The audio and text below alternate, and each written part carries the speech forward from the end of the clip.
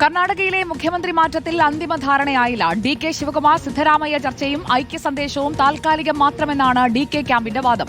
Parliament സമ്മേളനം തുടങ്ങുന്നതിനാൽ നേതാക്കളെ ഇനി ദില്ലിയിലേക്ക് വിളിപ്പിക്കില്ല. ആഴ്ചകളോളം നീണ്ട വടംവലിക്കൊടുവിലായിരുന്നു ഇന്നലെ സിദ്ധരാമയ്യ ഡി.കെ. ശിവകുമാർ കൂടിക്കാഴ്ച. ഒരുമിച്ച് പ്രാതൽ കഴിച്ചും ഒരുമിച്ച് മാധ്യമങ്ങളെ കണ്ടും അണികൾക്ക് ഐക്യ സന്ദേശം നൽകിയെങ്കിലും പ്രശ്നങ്ങൾ അവസാനിച്ചിട്ടില്ല എന്നാണ് സൂചന. വിഷയത്തിൽ ഹൈക്കമാൻഡ് അന്തിമ തീരുമാനം അറിയിക്കണമെന്നാണ് ഡി.കെ. അനുകൂല എംഎൽഎമാരുടെ ആവശ്യം. സർക്കാരിന്റെ കാലാവധി അവസാനിക്കുന്ന 2028 വരെ തുടരാൻ അനുവദിക്കണമെന്ന് സിദ്ധരാമയ്യ നേതാക്കളോട് അഭ്യർത്ഥിച്ചു. അടുത്ത തെരഞ്ഞെടുപ്പോടെ ഡി.കെ. ശിവകുമാറിന് അധികാരം കൈമാറാമെന്നാണ് വാഗ്ദാനം. കർണാടകയിൽ കോൺഗ്രസ് ഒറ്റക്കെട്ടെന്ന് ഡി.കെ. ശിവകുമാർ ഇന്നും ആവർത്തിച്ചു. Media people are making everything big bus. There is no bus. Only one bus. We are there. Going to Delhi for a congressman, it is going to a temple.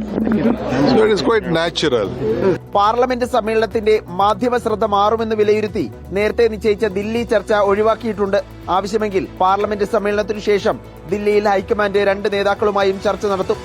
Reporter, Delhi.